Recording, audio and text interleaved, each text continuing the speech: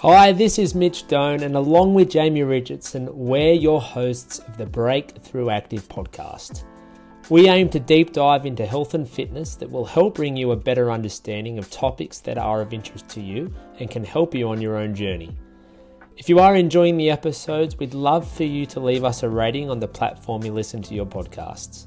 Enough from me, sit back, relax, and enjoy the episode.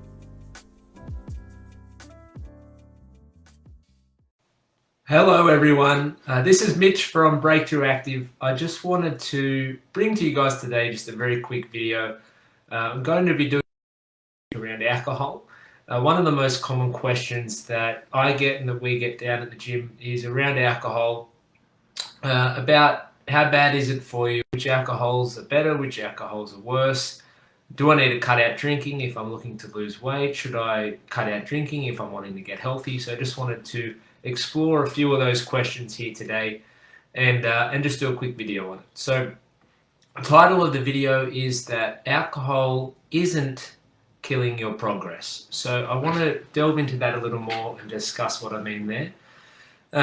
I feel like that alcohol has a really bad association with health, and I guess rightfully so. There are a lot of alcohol-related incidents, as it relates to drink driving and domestic violence and things like that. So I don't want to totally discard, the effect of alcohol, but for this video, I'm talking about it in terms of, fat loss and about muscle gain and about performance with exercise and in the gym.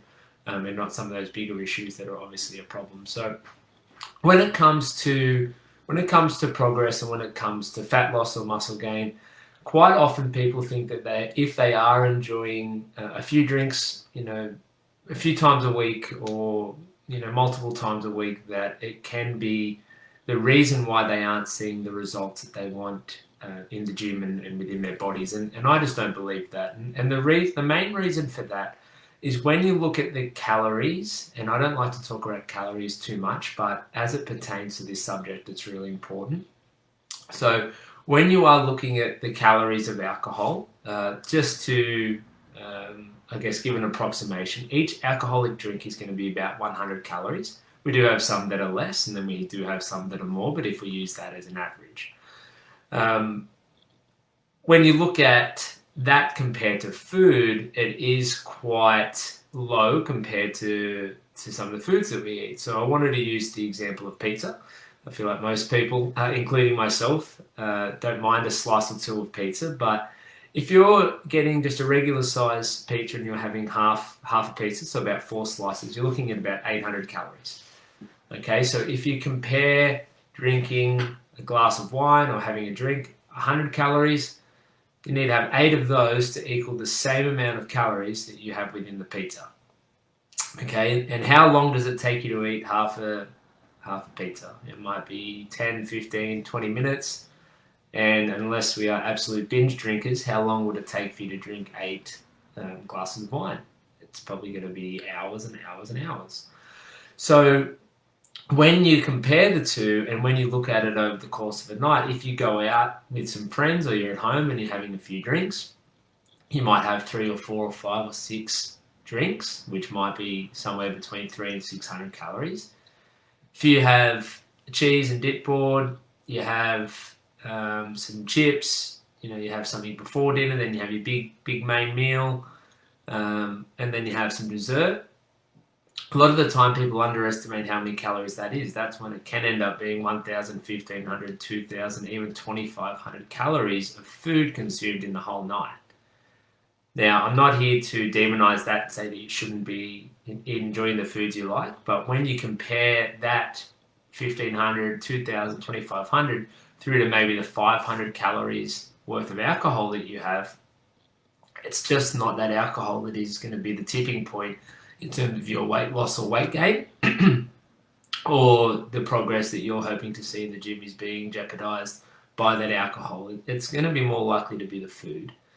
So that's the first point that I wanted to make, and the most important one, where a lot of the time people will think that it is those few drinks, a few times a week that's getting in the way, and it's not. It's the food that accompanies it. Obviously, what food you have is gonna, it's not always the same. But I know, from my experience when I've been out for dinner and have friends over and things like that, and you have a few drinks, but it's the food that's the culprit. I overeat. I have a few. I have the appetizers. I have some snacks before. I have some dessert. By the time you've finished, it's you've had a whole day's worth of calories in one sitting, which is fine. It's just more that the alcohol that I have with that isn't the problem.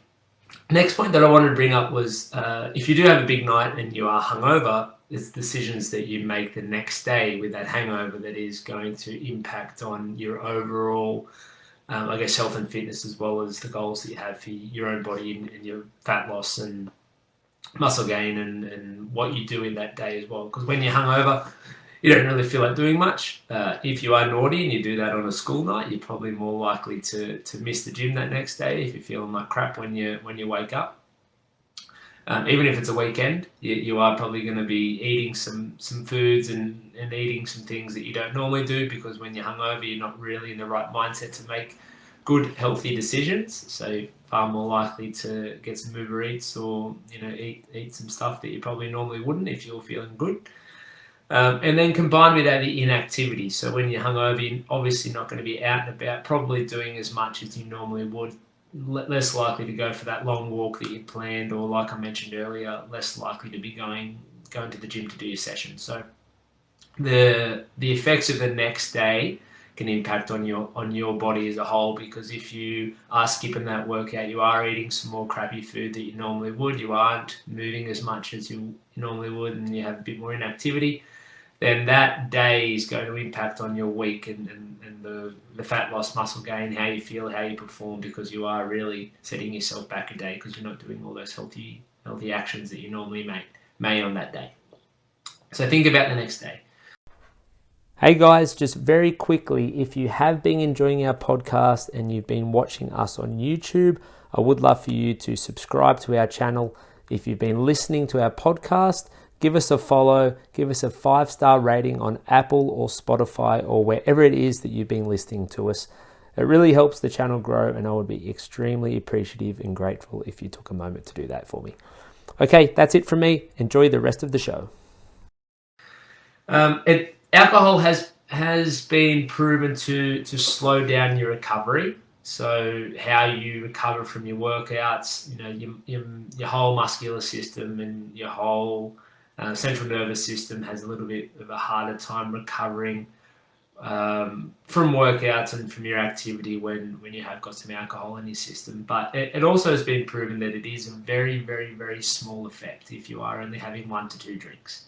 If you are having 10, 12, 15 drinks, it's a very different outcome there. But if you're having 1 or 2 drinks a few times a week, it has little to no effect on the recovery process. So that's something that has been overhyped a little bit in my opinion, and don't feel as though that has as much of an impact on you as you may think, as long as we're keeping the drinks to a minimum, couple, 1 or 2 or 3 drinks a night.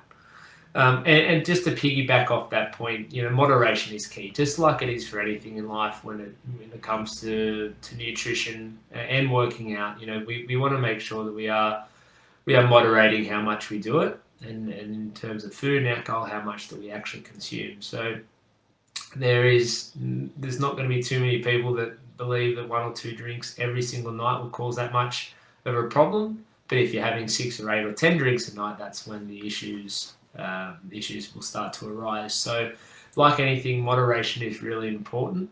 And if you're able to keep that number at a healthy amount, even if it is quite frequent, then you're going to be better stead as opposed to someone who doesn't drink as often, but ends up having a bit of a binge drink. So, which I have been guilty of as well myself. But just making sure you moderate the number of drinks that you do have, and if you are doing it, on a quite regular basis, but only having 1 or 2 drinks a night, then little to no harm there, in my opinion.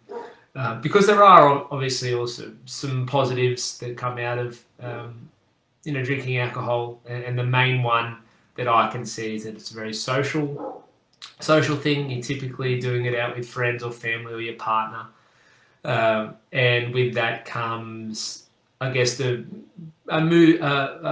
boost in your mood. You're going to feel a lot better when you are out and about with people that you enjoy being with. You're out having a good time.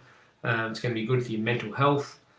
So there are some of those aspects that you do get from drinking alcohol. It's not always the case. Obviously, you can achieve those things without it, but a lot of the time you associate drinking alcohol with having fun, having a good time, catching up with friends, catching up with family, and you can't overlook those positive effects that it does have on people. So that's where I still feel like it does have a place for myself. It does, and for other people, where you are able to combine it and get good benefit out of some of those other social aspects that you get from drinking alcohol.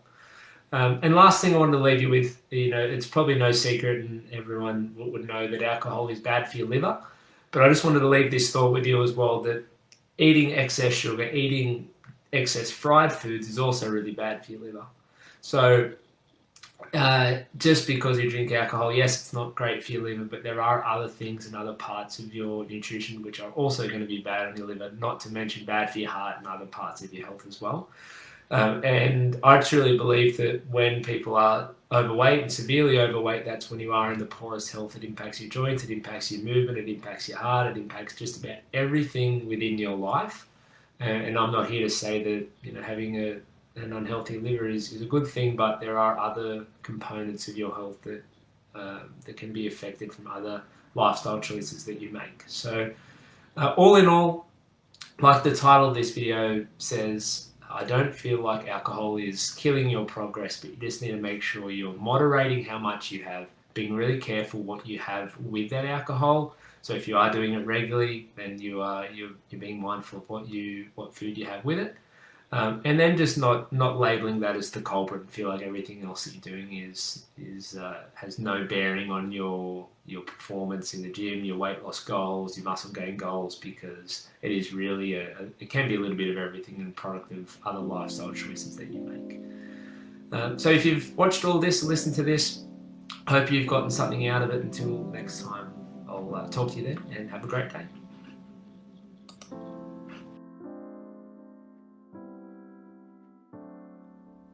Thank you for listening. I hope you enjoyed the episode. If there is a topic you'd like us to discuss that we haven't already, please make sure you reach out in Facebook Messenger and we'll do our best to cover it in the upcoming episodes. For those of you enjoying the podcast, we'd love for you to like, subscribe and leave us a rating. It really helps us grow and spread the good word. Hoping you're all having a great day, and we'll be sure to see you on the next one.